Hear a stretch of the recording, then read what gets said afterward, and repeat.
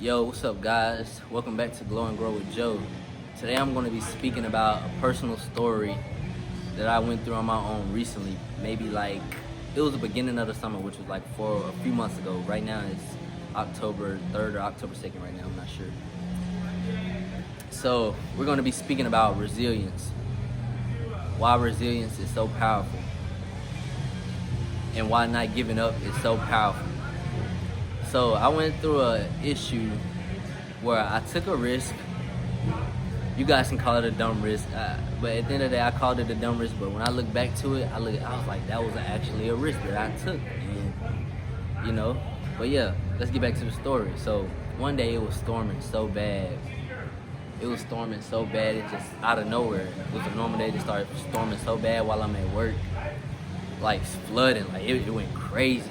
Like it just went super crazy, like flooding, like water about 3 inches high, 4 inches high. Like you're walking your whole foot in the water. You got work boots on, your whole leg in the water. Like you getting wet, you can't walk out to your car. So and everybody's stuck at work, and I'm the only one that chose to leave.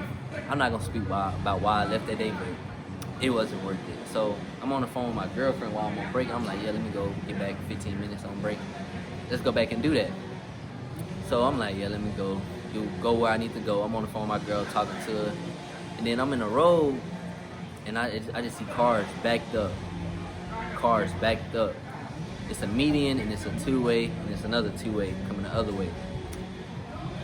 So it's all flooded, and to the right of me is a car wash where everybody pulling into trying to get out, and even at that car wash, it was a car completely in the water, above the hood, above the ceiling, all of that, drowned.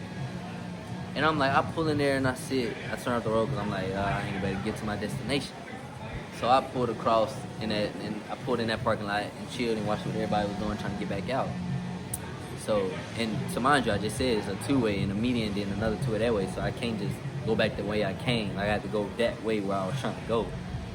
So everybody was just pulling out to the side and waiting until I guess the water drained and everything stopped. And I'm like, I gotta get back to work. But I wasn't even trying to go back to work. I was trying to go where I needed to be. Long story short, I'm on my phone. I'm like, I'm finna pull out, babe. I see cars. Well, as I'm sitting there, I see cars that's going. They still going through the flooded area and they making it. So I have a Dodge Charger.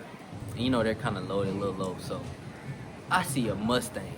I see a 5.0 Mustang, super low. Just drive through the water and made it through. Didn't even cut off or nothing. So I'm thinking in my head, like, if this car just really did that, I can definitely make it through. And mind you, it's like 3 cars already stuck, right? So I'm like, I am not even worried about that. I'm like, you know what? I'm just gonna do it. I told my girl, forget it. I'm just gonna do it. Boom. I do it. I'm going. I ain't going too fast. I'm just cruising through it, not trying to let off the gas so I won't stop it. Long story short, I didn't have the knowledge that I have now. So I'm driving through it. I guess the water started coming over the hood. And as I'm seeing that, car just shut off. I'm not worried yet because I'm like, I've been through this before. My BMW get a little wet, it'll cut back on. Maybe start a little wet, it'll cut back on. So as I'm sitting in the car, cars next to me getting pushed out, they cars cranking, get started gone. So I end up being the only one stuck there. So probably like a few minutes later, everything just changed. Sun come out, like beautiful day like today. It is sunny, super bright. Water just completely drained. I'm talking about water that came up to your knees, completely gone. And I look around, and it's just me stuck in the road. My car not cutting back on. It ain't even cranking. It just click, click, click. And then long story short, my coworkers passing by in they trucks and they stopped. I fuck with them. I mess with them heavy. They came by, helped me, and sat there with me until I got a tow. So they come telling me, how everybody got their side of the story. They want to put their knowledge into it. Like, yeah, you might need a new engine. Bro, I heard that. I'm like, nah, we ain't gonna even think. It's probably not even that bad. Probably just start something wet. Man, long story short, a cop ended up like, you gotta get out the way. Like, your car. I'm like, bro, stop. He like, I might need to call the tow truck. Like, it might be done. Like, you might need to get towed to the shop. I'm like, I'm starting to worry. I'm like, oh no. But I wasn't too worried. I had an emergency fund, right? I had an emergency fund by $3K, because not too long, probably 2 years prior, or a year prior, I started changing my mindset, looking at money different. So I actually started sticking to like a savings routine with my paychecks. So I wasn't too, I'm like, oh yeah, this ain't nothing. I'm not even tripping for real. People just trying to worry me. I'm like, nah, it ain't no engine. So I'm just like, all right then, let's get it. I call for the tow truck, I'm paying. I'm like, oh yeah, ain't nothing. I'll pay for that, a little $100, $200, boom. Get it towed to one of my shop. Long story short, the engine ended up being a goner. So I'm seeing what the price is, and the price of it was about 2K higher, or 1.5K higher, right? And I ain't have enough. I was trying to talk the person down. I felt like he was trying to play me, so I went and picked my car up, and he charged me like freaking $800 just for a diagnostic. So remember I told you I had like 3K exact, minus the 800. Boom, hit him across the head. So now I'm looking around, I took it to Lithia, like where I bought the car from, trying to see if I can get warranty under the engine, because the engine got like a warranty on it. What they do with Mopar do, they got like warranty. So I'm trying to take advantage of that as I'm taking it in there, and they end up charging me like $1,300 just for telling me I got water in the engine. I'm like, the last person told me that. I was just trying to see if I can take advantage of the warranty. So eventually, in order to get my car, I had to pay that 1.3. I ain't pay that whole 1.3. I only probably had like 2 something left, so I did not pay that whole 1.3. I probably paid like 4, and financed the other 7, 8, and it with the interest, so it went up a little bit. And if you can do the math, I was a little low on my emergency fund by then, and I had to get the car towed from Lithia back to my house, just because I was just gonna do my own work. I was just gonna find somebody to work on the project for me. And so I didn't have to pay for that, because with Mopar I got the free, within a 90-mile radius I get the free towings and everything, whatever I need to do, and roadside assistance. So I wasn't tripping on that, which I would have saved $200 if I could have just used that the same day it happened. Yeah, just moving too fast, not really just sitting back thinking about what I need to do.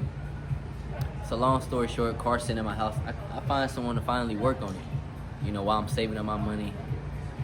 To mind you, this happened in May. This happened like May 5th or May 7th, right? So I end up getting my car back like, I think like right around July, right after July 4th or something like that, somewhere around there. Or maybe even at the end of June. I kind of forgot, but I'm thinking I'm gonna be without my car for like, it happened in May. I'm thinking I'm not gonna get my car back like November, December, September, like stuff like that. And I'm just like going crazy. But I stood down, did my research. I found somebody to work with me. I stayed patient. Long story short, I found a good engine for the right price. Paid 2K. I had to save up a few checks to get it. So long story short, the guy, he had a truck, he worked at Allen Honda. He went and picked up the engine for me. He didn't charge me for that. Boom. I had to get my car towed way to a town over. So, like I just told you, a 90-mile radius with the tow. So that wasn't free. I had to pay like $100 some to get it towed to his house way somewhere else. And it took some trust, because, he was new, but he was into it. So he picked up my engine. The car was already on the way to his house. That was around June. And I was happy then. I'm like, oh yeah, everything was going good. I'm just like, stay resilient. I ain't give up, because I ain't gonna lie. I went through a phase before that, like with that first week or two, I was thinking about giving up the car. Even though I'm already halfway through the loan, way farther past half of the loan, I'm like, I don't want to give up this car. This car finna be mine. It's already finna be paid off. Why would I give it up?